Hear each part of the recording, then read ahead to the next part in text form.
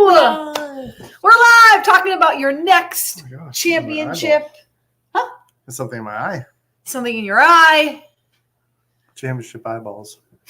Where we're looking, where we're going. Always eye on the prize. Having your next right move is so important. Everyone's been asking, we're home now from Edinburgh. Are we resting? Are we napping? Are we sleeping? Yeah, I would say we've kept up with a really good schedule.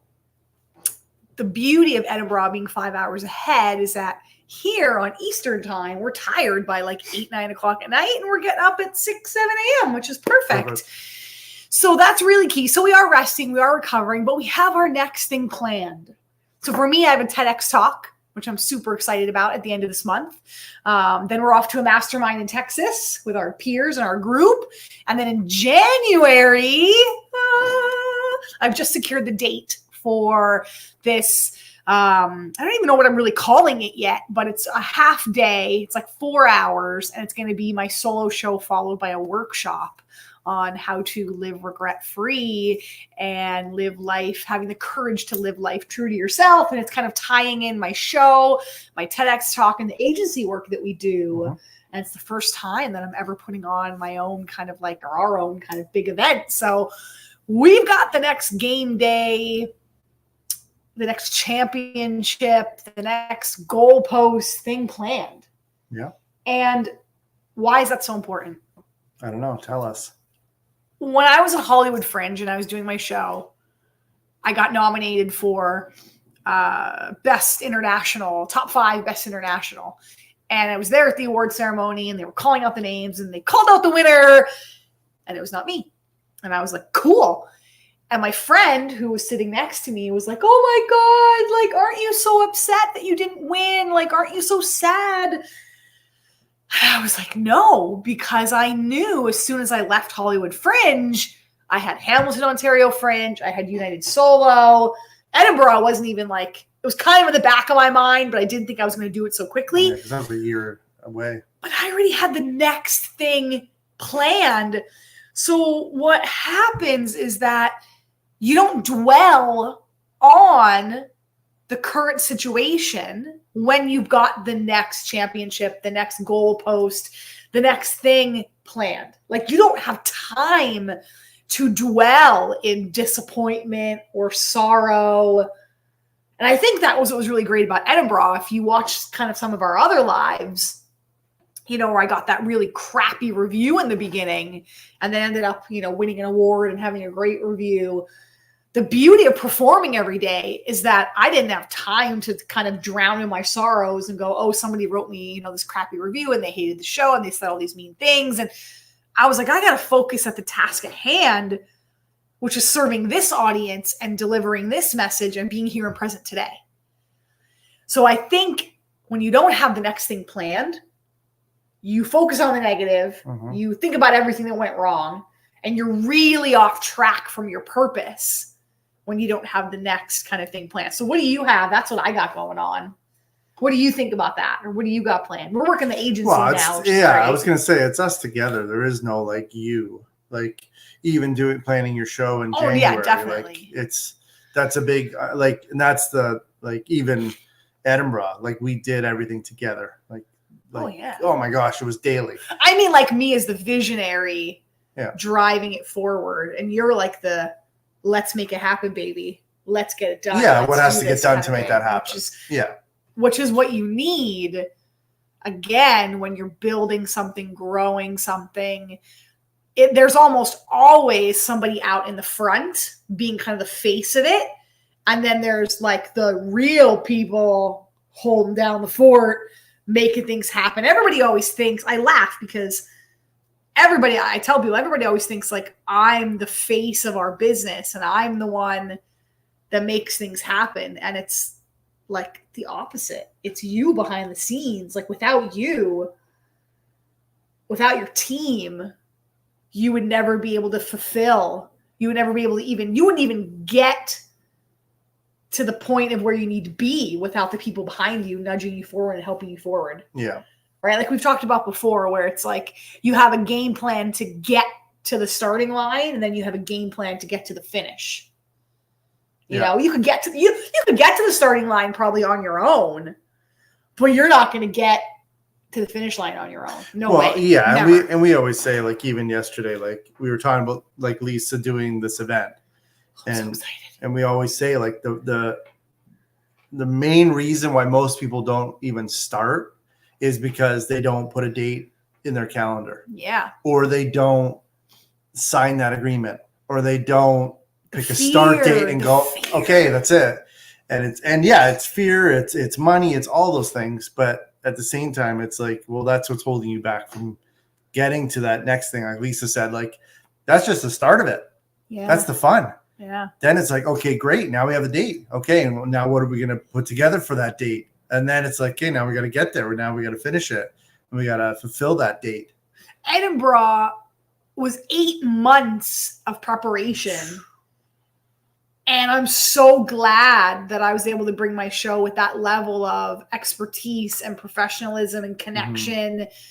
Like, you need way longer than you think. Like, even today, we had already confirmed the January 20th date. Yeah. But I had just sent one more. I was like, I didn't get paperwork yet, like, to sign. I was like, I just want to be clear that we are good to go for January 20th, because I'm literally going to start all of my prep and everything now in September. I need a date. September, October, November, December, January. 5 months. I'm like, I'm planning 5 months ahead for this 4-hour event, like half-day event that I'm putting on. So you need more time than you think.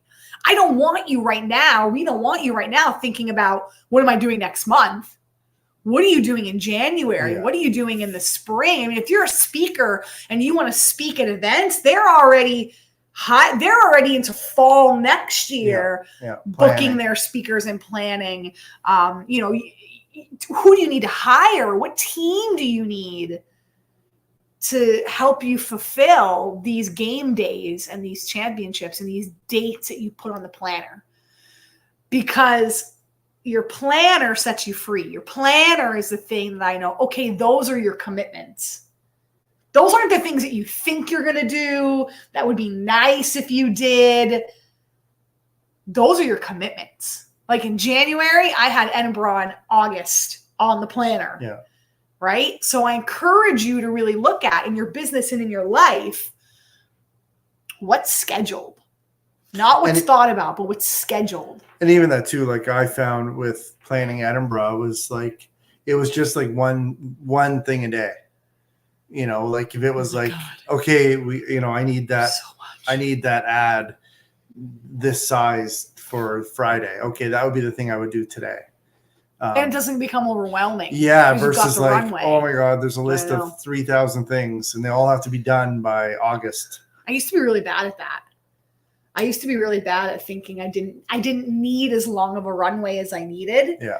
And now I'm realizing you need a longer runway. So I need help. Like I said, you need that team behind the scenes to be helping you not only get things done, but even just as like thought partners, and let me bounce this off of you. Let me test this. How does this land for you? What do you think about this?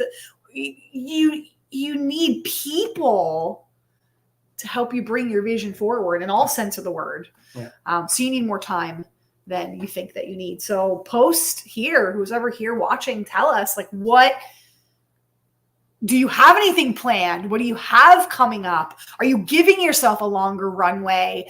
Are you dwelling? Are you like, no shit? Because Lord knows we've all been there, that we're like, I don't know what my next move is because I'm still stuck worrying about this or thinking about this, or I don't know what my next, plan should be. There's no judgment here when it comes to like, do you have anything scheduled? It's literally just that awareness piece to say, what am I committing to? Yeah. And what am I actually doing? And where do I need to get my butt in gear? Or maybe you're in a time where you are kind of recovering and you're giving yourself, you're like, yeah, I'm going to plan something for a year out from now. Right? It was big, depending on how big it is, right? It's about getting it actually in the calendar. That's my challenge for you today, is to put something in the calendar. I mean, I actually set this January 20th event in October. Yeah. That was when I put it in the calendar. But the venue got really busy with like bigger, there's like the same thing. There's like a big theater and a small theater. And I want the small theater. And they got really busy with all the big theater, like all the main concerts, theater shows are like it's a big venue. Yeah. So they apologized. They were like, we so didn't mean to have you like fall through the cracks. That's totally on us. And then by the time they got back to me, it was like right before we were leaving for Edinburgh. And I was like, no way, with Edinburgh and the TED Talk. I'm like, there's no way I can pull off this event. Don't worry, we'll push it to 2024. And they were like, no problem. Yeah. So even if it doesn't end up being the day that you plan it or the thing that you plan it, you at least have something in the calendar and you know what your next right move is. And if you don't know what your next right move should be, hi, we'd be happy to consult, to strategize, to help build. We have, it's kind of cool when I think about how much like knowledge and expertise we have.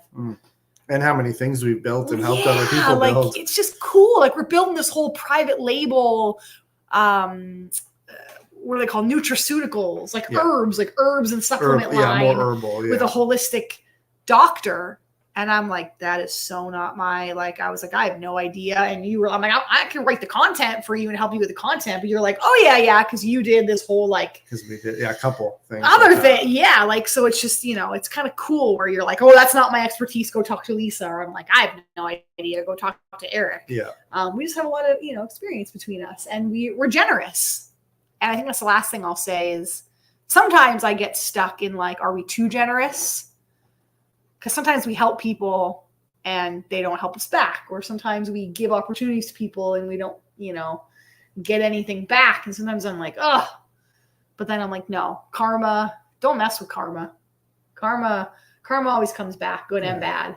And be generous, give. Yeah, we need more of that in the world too. It's when other people win, it doesn't take away from you. It's like we all want to elevate the world. We all want to do good in the world. Mm-hmm. And the more that we generously give and share, the better we all are. If you're hoarding your knowledge and your expertise and your whatever it is that you have to share, no good. No good. Don't do that. Don't be that person. All right. That's it for Friday. Keeping it short and sweet. Post. I'm going to be looking. Started talking about eyeballs. Looking for your comments. At what you're doing. I'm looking. And hoping that you have the most wonderful, joyous, restful, fun weekend ahead. That's what our plan is.